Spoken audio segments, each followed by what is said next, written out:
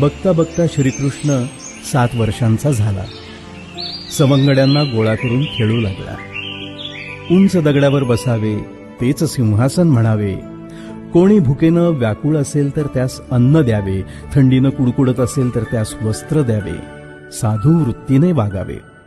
सवंगड्यांना म्हणावे, तुमची दुःखे संकटे मी दूर करतो. याप्रमाणे कारणिक सत्पुरुषाप्रमाणे वागावे. श्रीकृष्णाचे हे वागणे पाहून सवंगडी त्याला वेडा म्हणत, हसत आणि त्रास देत. गावचे लोक त्यास वेडापिसा म्हणू लागले, अपशब्द बोलून निंदा करू लागले.